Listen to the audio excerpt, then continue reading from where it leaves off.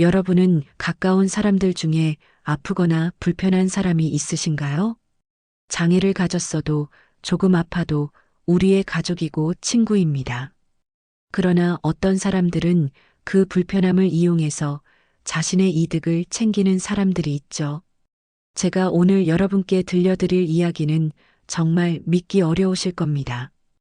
20대 지적 장애 아들을 가진 50대 어머니인 제가 어떻게 군 조직의 어둠과 맞서게 되었는지, 그리고 그 과정에서 진정한 힘이 무엇인지 깨닫게 된 이야기죠. 사연 함께 하시죠. 여러분 잠깐만요. 좋아요와 구독 버튼 가볍게 한번 눌러주시면 정말 따뜻한 격려가 된답니다. 그럼 바로 사연 시작하겠습니다. 안녕하세요. 저는 김민지입니다. 우리 현우는 지적 장애를 가지고 있지만 빠르게 돌아가는 일상에서 조금 늦을 뿐 기다려주면 다 해낼 수 있는 그런 아이입니다. 혹시나 특수한 제 직업으로 일상생활에 불편을 겪을까봐 현우에게도 무슨 일을 하는지 구체적으로 이야기한 적 없었거든요. 하지만 더 이상 제 신분을 숨길 수 없는 일이 생겨버렸습니다. 사회의 정의를 위해서, 현우를 위해서 저 자신을 드러낼 수밖에 없었던 제 사연을 여러분과 함께 나누려고 해요. 이른 아침 7시 서울의 한 아파트 단지에서 저는 평범한 회사원 복장으로 단정한 정장을 입고 현우와 함께 출근길에 올랐습니다. 주변 직장인들과 전혀 다를 바 없는 모습이었죠. 가방에는 작은 태극기 뱉지만 달려있을 뿐 제가 누구인지 알 수 있는 단서는 전혀 없었어요. 엄마, 오늘도 회사 일 힘들 거죠? 현우가 걱정스러운 표정으로 물었어요. 괜찮아, 현우야. 엄마는 그냥 서류 정리하는 일에. 저는 애써 평범하게 대답했습니다. 저도 열심히 일할게요. 국군복지단에서 인정받는 직원이 되고 싶어요. 현우의 눈이 반짝였어요. 현우를 안아주면서 마음 한편이 복잡했습니다. 23살인 우리 현우는 지적장애 2급이지만 누구보다 성실하고 밝은 아이거든요. 국군복지단에서 단순 업무를 담당하며 자신만의 방식으로 사회에 기여하고 있었죠. 하지만 제가 그곳과 어떤 연관이 있는지는 현우도 그 누구도 모르는 상황이었습니다. 지하철역으로 향하는 길, 저는 다른 직장인들 사이에 자연스럽게 섞여들었어요.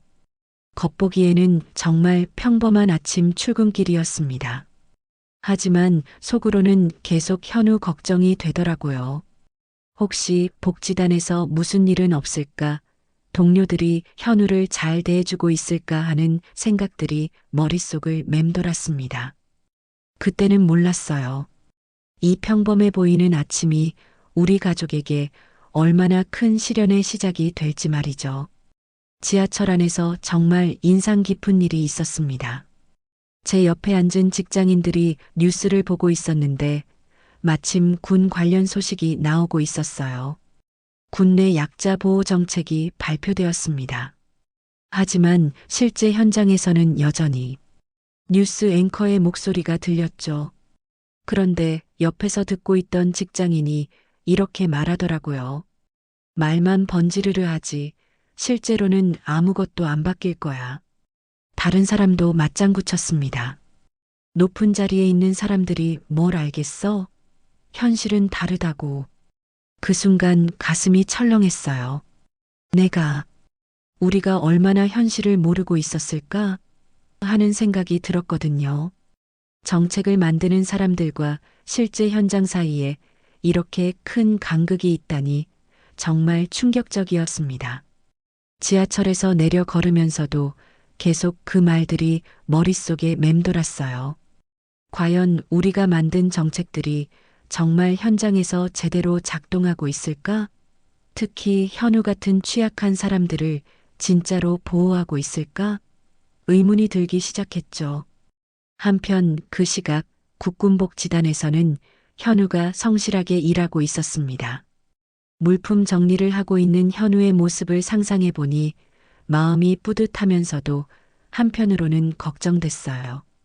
동료들은 친절하게 대해주고 있지만 몇몇 하급 간부들의 시선이 심상치 않다는 것을 저는 아직 모르고 있었거든요. 야, 현우야. 너 엄마가 뭐 하시는 분이야? 김하사가 현우에게 다가와 물었대요. 회사 다니세요. 서류 일하신다고. 현우가 순진하게 대답했죠. 회사? 어떤 회사인데? 김하사의 눈빛이 번뜩했다고 하더라고요. 잘 모르겠어요. 그냥 정부 관련 일이라고. 현우의 대답에 김하사는 뭔가 수상하다는 표정을 지었습니다. 그날 저녁 현우가 집에 돌아와서 말했어요. 엄마, 오늘 김하사님이 엄마 일 자꾸 물어봤어요. 그래, 뭐라고 대답했어? 저는 애써 평온한 목소리로 물었습니다. 그냥 회사 다닌다고 했어요. 맞죠? 현우가 확인하듯 물어보더라고요. 잠시 망설였습니다. 사실을 말해야 할까? 아니면 계속 숨겨야 할까? 하지만 아직은 때가 아니라는 생각이 들었어요. 응, 맞아. 결국 그렇게 대답했죠. 하지만 그때부터 뭔가 이상한 기운이 감돌기 시작했습니다. 현우의 표정에서 미묘한 변화가 느껴졌거든요. 평소처럼 밝고 명랑한 모습이었지만 어딘가 어색함이 있었어요. 일주일이 지났습니다. 그날도 평범한 하루가 될 줄 알았는데 현우가 평소보다 훨씬 늦게 집에 들어왔어요. 문을 열고 들어서는 현우를 보는 순간 깜짝 놀랐습니다. 옷이 찢어져 있었고 얼굴 표정도 말이 아니었거든요. 현우야, 무슨 일이야? 급하게 달려가서 물었어요. 아무것도 아니에요. 현우가 고개를 떨구며 대답했습니다. 현우야, 엄마한테 숨기는 거 아니야? 더 다그쳐 물었죠. 그때 현우가 터져 나오듯이 말했어요. 김하사님이 돈을 빌려달라고 했는데 없다고 했더니 때렸어요. 순간 머리가 하얘졌습니다. 뭐라고? 그리고 엄마가 정말 회사원이냐고. 자꾸 이상하다고. 현우의 목소리가 떨리고 있었어요. 그 순간 깨달았습니다. 뭔가 심각한 일이 벌어지고 있다는 것을 말이죠. 하지만 아직 제 정체를 밝힐 수는 없었어요. 섣불리 움직였다가는 현우가 더 위험해질 수도 있었거든요. 현우야, 일단 엄마가 알아볼게. 걱정하지 마. 현우를 달래며 마음속으로는 분노가 치밀어 올랐습니다. 다음 날 아침 저는 중대한 결심을 했습니다. 평범한 시민으로서 이 문제에 접근해 보기로 한 거죠. 혹시 제가 놓치고 있는 현실이 있는지 직접 확인해 보고 싶었거든요. 평범한 시민 복장으로 국군복지단을 찾았습니다. 접수대에서 면담을 신청했어요. 어떤 일로 오셨나요? 접수 직원이 정중하게 물었습니다. 제 아들이 여기서 일하는데 괴롭힘을 당하고 있는 것 같아서요. 최대한 침착하게 설명했죠. 아, 그런 일이. 시설장님께 말씀드려 볼게요. 직원의 표정이 당황스러워 보였어요. 시설장과의 면담이 이어졌습니다. 현우 씨 어머니시군요. 그런 일이 있었다니. 하지만 증거가. 그럼 CCTV는 확인해 보셨나요? 저는 당연한 질문을 던졌습니다. 그건 개인정보 문제가 있어서. 시설장이 머뭇거렸어요. 순간 화가 치밀어 올랐습니다. 제 아들이 맞았다는데 개인정보가 더 중요한가요? 죄송하지만 일단 내부적으로 조사해 보겠습니다. 시설장의 대답은 뻔한 관료적 답변이었죠. 그 순간 깨달았어요. 평범한 시민으로서는 한계가 있다는 것을 말이죠. 아무리 정당한 요구를 해도 상대방은 절차와 규정을 내세우며 회피하려고만 했습니다. 복지단을 나서면서 정말 답답했어요. 제가 누구인지 밝히면 단숨에 해결될 일인데 그럴 수 없는 상황이 너무 답답했거든요. 하지만 동시에 이런 생각도 들었습니다. 일반 시민들은 항상 이런 벽에 부딪히는구나. 그날 저녁 현우와 대화를 나누면서 더욱 확신했어요. 이 문제를 시민의 입장에서 끝까지 해결해 보겠다고 말이죠. 그래야만 진짜 현실이 무엇인지 알 수 있을 것 같았거든요. 그 다음부터는 정말 다양한 방법을 동원해 봤습니다. 먼저 장애인 권익보호단체를 찾아갔어요. 이런 사례가 정말 많아요. 하지만 군 관련 시설은 접근이 어려워서 활동가의 말에 한숨이 나왔습니다. 법적 대응도 시도해 봤죠. 변호사를 만났는데 군 내부 시설이라 일반 법정에서 다루기 복잡합니다. 시간이 오래 걸릴 수 있어요. 라는 답변만 돌아왔어요. 언론에도 연락해 봤습니다. 한 기자를 만났는데 확실한 증거가 있어야 기사화가 가능해요. 단순한 증언만으로는 일하며 선을 그었죠. 모든 방법이 막막했습니다. 저는 자신의 정체를 밝히고 싶은 유혹을 계속 느꼈지만 꾹 참았어요. 이 과정 자체가 중요하다고 생각했거든요. 한편 현우의 상태는 점점 악화되고 있었습니다. 기마사뿐만 아니라 다른 하급 간부들까지 가세해서 괴롭힘이 더 심해졌다고 해요. 엄마, 이제 여러 명이 저를 자꾸 괴롭혀요. 돈도 계속 달라고 하고. 현우의 목소리가 떨렸습니다. 얼마나 달라고 하는데? 저는 최대한 침착하게 물었어요. 이번 달에만 50만 원. 현우의 대답에 주먹이 꽉 쥐어졌습니다. 그날 밤 잠이 오지 않았어요. 침대에 누워서 계속 생각했습니다. 과연 이렇게 시민으로서 접근하는 것이 옳은 일일까? 현우가 더 큰 피해를 당하기 전에 제 정체를 밝혀야 하는 것은 아닐까? 하지만 동시에 이런 생각도 들었어요. 지금 제가 느끼고 있는 이 답답함과 무력감이 바로 일반 시민들이 항상 겪는 현실이구나. 이것을 직접 경험해 보는 것도 의미가 있을 것 같았거든요. 결국 저는 사설 탐정을 고용하기로 결정했습니다. 시민으로서 할 수 있는 마지막 방법이라고 생각했거든요. 탐정에게 김하사 집단을 조사해 달라고 의뢰했어요. 며칠 후 탐정이 가져온 결과는 정말 충격적이었습니다. 이상한 점을 발견했습니다. 이들이 현우 씨만 괴롭히는 게 아니라 다른 취약한 직원들도. 탐정의 말에 등골이 서늘해졌어요. 구체적인 증거들을 보니 상황이 훨씬 심각했습니다. 김하사 집단이 총 8명의 장애인 직원을 괴롭히고 있었고 한 달에 수백만 원을 갈취하고 있었어요. 심지어 일부는 성추행까지 당하고 있다는 사실을 알게 됐죠. 이건 조직적 범죄야. 저는 혼잣말로 중얼거렸습니다. 그런데 탐정이 더 놀라운 정보를 가져왔어요. 그런데 이상한 게 이들이 피해자 가족들의 신분을 계속 조사하고 있어요. 특히 현우 씨 어머니에 대해서. 탐정이 들려준 녹음 파일에는 정말 소름 끼치는 내용이 담겨 있었습니다. 저 여자 분명 뭔가 있어. 평범한 회사원이 저렇게 당당할 리 없어. 계속 조사해. 약점 잡으면 더 큰 돈을 뜯을 수 있을 거야. 그 순간 깨달았어요. 제 정체가 발각될 위험이 있다는 것을 말이죠. 이들은 단순한 괴롭힘범이 아니라 치밀하게 계산하는 범죄자들이었습니다. 거울을 보며 자문했어요. 계속 숨어 있을 것인가 아니면.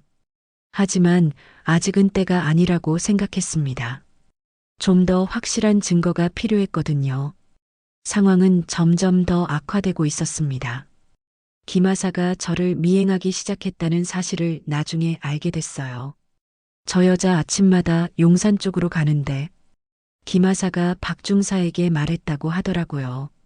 뭔가 수상해. 평범한 회사원 치고는 너무 당당해. 박중사의 대답이었죠. 한편 현우에 대한 괴롭힘은 이제 물리적 폭력으로 확대되고 있었습니다. 현우가 집에 와서 울면서 말했어요. 엄마, 이제 정말 무서워요. 김하사님이 병원에 보내버린다고. 현우의 떨리는 목소리를 들으니 더 이상 참을 수가 없었습니다. 그러던 어느 날 제 휴대폰으로 문자가 왔어요. 당신 아들이 안전하길 원하면 조용히 해. 더 이상 문제 제기하지 마. 협박 문자를 받는 순간 정말 화가 났습니다. 하지만 동시에 두려웠어요. 이들이 어디까지 알고 있는 건지, 현우에게 실제로 해를 가할 수 있는지 걱정됐거든요. 며칠 후에는 더 심각한 일이 벌어졌습니다. 김하사가 제 차 번호를 조회했다는 소식을 들었어요. 군 관련 인맥을 통해서 말이죠. 이상하다. 이 차량 등록상 일반인인데 보험이. 김하사가 의심하기 시작했다고 하더라고요. 점점 위험해지는 상황이었습니다. 저는 더 이상 기다릴 수 없다는 것을 깨달았어요. 하지만 아직 어떻게 행동할지는 결정하지 못한 상태였습니다. 그날 밤 잠자리에 들면서 생각했어요. 과연 언제까지 이런 상황을 지속할 수 있을까? 현우의 안전이 최우선이지만 동시에 다른 피해자들도 생각해야 했거든요. 드디어 최악의 상황이 벌어졌습니다. 어느 날 현우가 집에 들어오지 않았어요. 시간이 흘러도 연락이 없어서 복지단에 전화했습니다. 현우 씨, 오늘 김하사님과 함께 나갔는데 아직 안 돌아왔어요. 담당자의 대답에 심장이 철렁 내려앉았어요. 얼마 지나지 않아 제 휴대폰이 울렸습니다. 여보세요. 현우 씨 어머니 되시죠? 김하사의 목소리였어요. 현우는 어디 있어요? 최대한 침착하게 물었습니다. 안전한 곳에 있어요. 만나서 얘기하죠. 김하사의 음성에는 확신이 담겨 있었어요. 약속 장소는 한적한 창고였습니다. 김하사와 동조자들이 저를 기다리고 있었죠. 들어서는 순간 긴장감이 팽팽히 감돌았어요. 이제 솔직히 말해보세요. 당신 정체가 뭐예요? 김하사가 단도직입적으로 물었습니다. 그냥 평범한 회사에 다니고 있다고 했잖아요. 저는 여전히 연기를 계속했어요. 아닌데 평범한 회사원이 이렇게까지 할 리 없어요. 당신 경찰이죠? 아니면 국정원? 김하사의 목소리가 날카로워졌습니다. 저는 침묵했어요. 어떻게 대답해야 할지 고민됐거든요. 말 안 하면 현우는 다시 못 봐요. 박 중사가 협박했습니다. 그 순간 정말 절체절명의 위기라는 생각이 들었어요. 정체를 밝히면 현우는 구할 수 있지만 저 자신은 위험해질 수 있었습니다. 하지만 현우가 더 중요했죠. 마음속으로 결심했습니다. 이제 더 이상 숨길 수 없다는 것을 말이에요. 깊은 숨을 쉬고 천천히 말했습니다. 알고 싶으세요? 제 정체가? 가방에서 무언가를 꺼냈어요. 바로 소장 계급장이었습니다. 투스타죠. 김하사와 동조자들의 눈이 커졌죠. 대한민국 육군 소장 김민지다. 계급장을 달면서 조용히 하지만 단호하게 말했어요. 순간 창고 안이 정적에 휩싸였습니다. 뭐라고? 김하사가 경악했어요. 국방부 정책기획관 김민지 소장이다. 그리고 현재 당신들은 소장의 아들을 납치한 죄로 군사법정에 서게 될 거다. 제 전체 분위기가 완전히 바뀌었습니다. 더 이상 평범한 시민이 아니라 육군 소장의 위험이 느껴졌죠. 김하사들은 당황해서 어쩔 줄 몰라 했어요. 지금까지 시민으로서 법적 절차를 따르려 했지만 너네들이 선을 완전히 넘었다. 목소리에 확고한 의지가 담겨 있었습니다. 거짓말이죠? 증명해 보십시오. 김하사가 다급하게 말했어요. 저는 휴대폰으로 전화를 걸었습니다. 박상현 중령. 지금 즉시 제 위치로 오게. 긴급 상황이다. 통화를 끝내고 김하사들을 바라봤어요. 지금까지는 한 명의 어머니였다. 하지만 이제는 육군 소장으로서 말한다. 너희들이 괴롭힌 모든 장애인 직원들을 위해, 그리고 군대의 공정한 질서를 위해 이 문제를 끝까지 추적한다. 기마사들의 얼굴이 새하얗게 변했어요. 이제야 자신들이 얼마나 큰 실수를 했는지 깨달은 것 같았습니다. 얼마 지나지 않아 헌병대와 특수부대가 창고를 포위했습니다. 박중령이 달려와서 물었어요. 소장님 안전하십니까? 현우부터 찾아줘. 저는 급하게 말했습니다. 다행히 현우는 창고 안쪽에서 무사히 구출됐어요. 현우를 안는 순간 정말 안도했습니다. 엄마, 진짜 소장님이었어요? 현우가 놀란 눈으로 물었어요. 미안해, 현우야. 숨겨서 미안한 마음이 들었습니다. 아니에요. 자랑스러워요. 엄마가 나라를 지키는 사람이었구나. 엄마 멋져요. 현우의 밝은 미소를 보니 마음이 놓였어요. 기마사와 동조자들은 모두 체포됐습니다. 기마사가 끌려가면서 말했어요. 소장이면 왜 진작 말하지 않았어요? 힘으로 해결할 수 있는 문제와 그렇지 않은 문제가 있다. 너희들이 우리 대한민국 국군의 물을 이렇게 흐리면서 민간인들에게 부당하게 굴다니 너희들을 처리할 수밖에 없구나. 군사재판은 단 한 번으로 끝난다. 제대로 준비하도록. 차분하지만 단호하게 대답했습니다. 수사 결과는 정말 충격적이었어요. 8명의 피해자가 더 발견됐고 총 피해 금액은 수천만 원에 달했습니다. 조직적이고 체계적인 범죄였던 거죠. 복지단의 제 정체가 알려지자 직원들이 놀랐어요. 소장님이 현우 어머니였다니. 시설장도 당황했습니다. 그러면 그때 오셨을 때 한 명의 어머니로서 왔었습니다. 하지만 이제는 소장으로서 이 문제를 완전히 해결할 것입니다. 단호하게 말했어요. 그 순간 깨달았습니다. 진정한 힘이란 계급장에 있는 것이 아니라 약자를 보호하려는 마음에 있다는 것을 말이에요. 6개월이 흘렀습니다. 같은 국군복지단이지만 분위기가 완전히 달라져 있었어요. 가장 눈에 띄는 변화는 장애인 직원 보호센터가 새로 설치됐다는 점이었습니다. 현우가 그 센터에서 보조상담사로 일하고 있는 모습을 보니 정말 뿌듯했어요. 전문 상담사인 이은주 박사와 함께 팀을 이뤄 피해자들을 돕고 있었거든요. 저도 그런 일을 겪었어요. 정말 무서웠는데 지금은 괜찮아요. 현우가 한 피해자에게 따뜻하게 말하고 있었어요. 현우 씨 말이 맞아요. 시간이 걸리지만 분명히 좋아질 거예요. 이 박사가 전문적인 조언을 덧붙였습니다. 현우는 복잡한 상담 기법은 모르지만 자신의 경험을 바탕으로 진심 어린 격려를 해주고 있었어요. 처음에는 혼자라고 생각했는데 도와주는 사람들이 이렇게 많다는 걸 알게 됐어요. 현우의 순수한 위로가 피해자들에게는 어떤 전문적인 조언보다도 큰 힘이 되고 있었습니다. 복지단을 둘러보면서 많은 생각이 들었어요. 계급장을 달기 전에 한 명의 시민으로서, 한 명의 어머니로서 느꼈던 그 답답함과 분노, 그것이 진짜 현실이었구나 하는 깨달음이 있었거든요. 그날 국방부에서 새로운 정책을 발표했습니다. 앞으로 모든 군 관련 시설에는 시민신고 센터를 설치합니다. 계급이나 지위에 관계없이 누구나 불의를 신고할 수 있도록 하겠습니다. 이 정책이 나오기까지 정말 많은 고민이 있었어요. 시민으로서 경험했던 그 무력감을 다른 사람들이 겪지 않도록 하고 싶었거든요. 특히 현우처럼 약한 사람들이 혼자서 어려움을 감내하지 않도록 말이죠.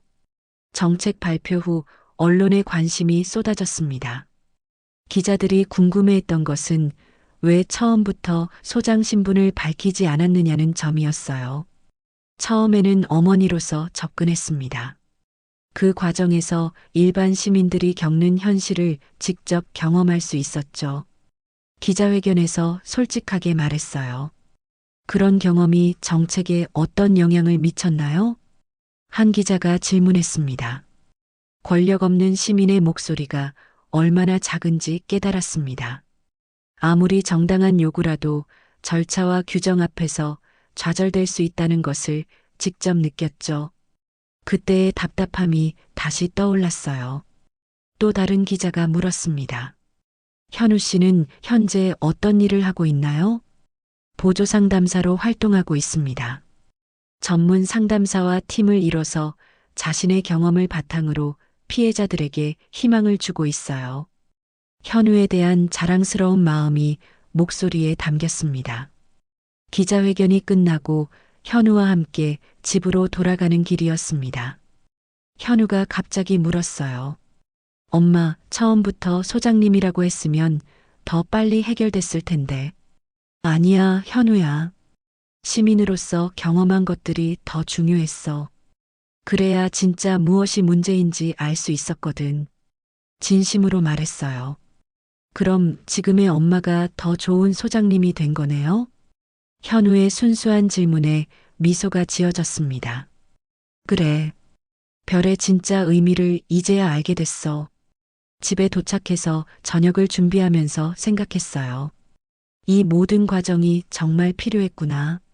만약 처음부터 제 신분을 밝혔다면 문제는 빨리 해결됐겠지만 진정한 변화는 일어나지 않았을 거예요. 현우도 이제 완전히 달라졌습니다. 예전에 무력하고 두려워하던 모습은 온데간데 없고 자신의 경험을 바탕으로 다른 사람들에게 희망을 주는 사람이 됐어요. 엄마, 오늘 상담받으신 분이 저한테 고맙다고 하시더라고요. 현우가 신나게 말했어요. 어떻게 고맙다고 하셨는데? 제가 괜찮아졌으니까 자기도 괜찮아질 수 있을 것 같다고요. 희망이 생겼다고 하시더라고요. 현우의 얼굴에 뿌듯함이 가득했어요. 며칠 후 다른 지역에서도 비슷한 문제를 겪고 있는 사람들이 도움을 요청해 왔어요. 한 어머니가 편지를 보내왔는데 소장님의 이야기를 듣고 용기를 얻었습니다. 저도 포기하지 않고 끝까지 해보겠습니다. 라는 내용이었어요. 그런 편지들을 받을 때마다 느꼈어요. 우리가 겪었던 고난이 헛되지 않았다는 것을 말이죠. 한 사람의 용기가 또 다른 사람에게 힘이 된다는 것이 정말 신기했어요.